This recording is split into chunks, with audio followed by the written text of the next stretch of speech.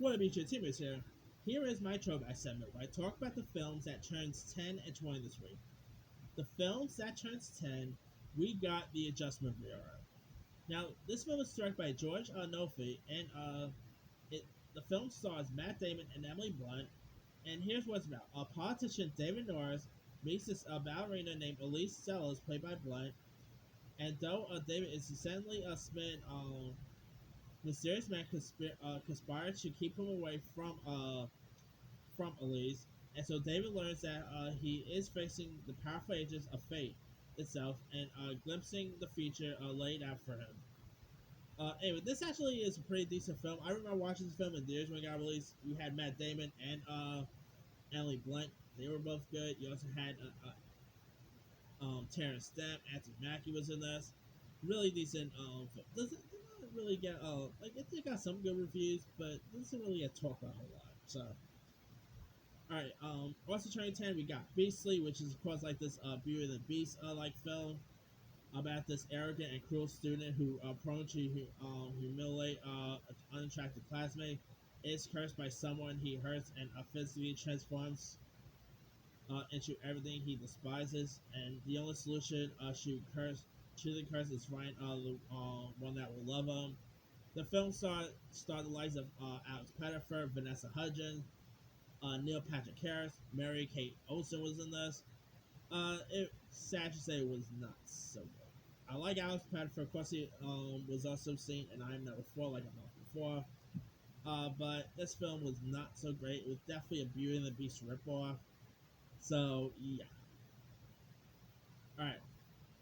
Also turning 10, we got Rango, which of course won it on the Oscar for Best Animated Feature. This was directed by Pirates of the Caribbean director Gore Verbinski, starring Johnny Depp as his chameleon who has lived in a sheltered who has lived as a sheltered family pet, finds himself at the grip of the of an identity crisis, and so he wonders how to stand out when it is his like nature to blend in and all that. You also had Bill Nye was also in this. Rango was pretty decent. It was pretty cute, charming. Johnny Depp was good in this one. So if you guys have not really seen Rango, give it a go. I think you'll enjoy it. All right, also turning 10, we got Take Me Home Tonight, which is a comedy that takes place in the 80s. And yes, it definitely features Eddie Money's song Take Me Home Tonight. Anyway, in it, it stars Topher Grace from That 70 Show fame, who plays this recent MIT grad named Matt Franklin, who should be well to his way to a successful career at Fortune 500 company, but instead he rebels against maternity by taking a job at this video store. And Matt ends up rethinking his position when his high school crush Tori, played by Teresa Palmer, speaking of I Am Number 4, ends up walking in and invites him to this end of summer party. And so like with the help of his twin sister, played by Anna Faris, and his best friend, played by Dan Fogler, Matt ends up hatching a plan to change the course of his life. Now this film also featured likes of Chris Pratt was also in this. You had some really cool cast list. This is definitely like a 80s style based film. Features lots of classic 80s music in it. Now the movie did not get good reviews, but I quite enjoyed it. It was funny. It was entertaining. Definitely made me wish I was born in the 80s, or raised in the 80s, I should say. Definitely a really decent film. If you guys have not really seen Take Me Home Tonight, it's on Hulu. Give that one a shot. Alright, last but not least, turning 10, we got Josh Reynolds' film Happy Thank You More Please. Of course, like Neil Patrick Harris, Josh is best known for How I Met Your Mother fame. And it's about these young New Yorkers who try to navigate a rocky cross of careers and personal relationships. And so Sam, who is this inspired novelist, takes in this kid who he saw abandoned on the street on the subway.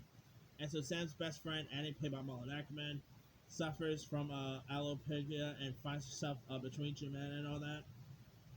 This film was actually pretty funny and all that. Josh Reynolds, also directed this film. He did a really good job. A really nice little flick if you guys haven't ever seen it. Alright, now turning 20. Got some interesting stuff turning 20 this week. We got the Samuel Jackson film, The Caveman's Valentine. Now it's about this. Now in it, Sam Jackson plays Romulus, who is this homeless man who dwells in the cave in one of New York's parks, but was once a promising composer. When this kid is discovered dead on Valentine's Day, everyone assumes he froze to death, but Romulus believes he was murdered by noted photographer David Leperham, played by Colm Farrer, and trying to convince everyone, including his police officer Dora, that but inspired by a hallucination of his late wife. And Sam Jackson, probably one of his best performances given in the early 2000s. He was great. The other performances were pretty good. Definitely Sam Jackson as a homeless guy. I mean, we've seen that before. Remember, he was in Resurrection for a Champ, another film where he played a homeless guy. So Sam Jackson's habit, like in 2000s, he had a habit of playing homeless guys. But it was a pretty decent film. All right. Speaking of Gore Verbinski, also turning 20, we got The Mexican. Now, in it, Brad Pitt stars as a character named Jerry Welbach, who is this Batman who has been given two ultimatums. The first is from his mob boss to travel to Mexico to retrieve a priceless antique pencil known as the Mexican, or offer the consequences. The second is from his girlfriend Samantha, played by Jill Roberts, to end his isolation with the mob. Anyway, the Mexican was a pretty decent film. Brad Pitt and Julia Roberts, who of course both worked together in the Ocean movies, were both pretty were actually both pretty solid in this film. Gore Verbinski, who of course directed the first Pirates movie, The Ring, the aforementioned Rango, he did a pretty good job with the directing here. The film also had James Gandolfini was also in this, J.K. Simmons. You had some really intriguing cast lists. So if you guys have not really seen The Mexican, it's on Hulu. Give that one a go. Last but not least is a funny family comedy, See Spot Run. Now it stars Dave Arquette, who plays Gordon Smith, who is this offbeat mailman who has never met a dog he couldn't handle. But when he offers you a babysit James, played by Two and a Half Men star Angus T. Jones, the youngest son of his beautiful neighbor Stephanie, played by Leslie Bibb, he ends up hoping she'll return his romantic interest, but Gordon meets his match, which is of course a crime-fighting super dog who has just escaped from a witness protection program with local mobsters and his owner FBI agent, played by the late great Mike Clark Duncan, who is also in Hot Pursuit. See Spot Run is actually pretty funny. It's pretty cute, charming. Dave Arquette was great in this. Angus T. Jones was pretty good. Leslie Bibb, Michael Clark Duncan. Did not really get the best reviews when it got released, but it's actually pretty fun, entertaining. I do like me a good adventure with a dog, and it's a really decent film. It definitely does not get talked about a whole lot anymore, but I remember watching this film on TV a couple times. Really awesome film. So if you guys have not really seen See Spot Run, give that one a go. Alright, that's pretty much it. Let me leave you guys. Which of these films stand out to you the most? The 10-year one, boy, guess I'll probably say The Adjustment Bureau. That's probably my favorite out of the 10-year one. But with the 20-year one, I'm probably going to say See Spot Run. That See Spot Run was awesome. Anyway, drop comments below. Don't forget to like, subscribe, hit that bell for more notifications. This is Super Side.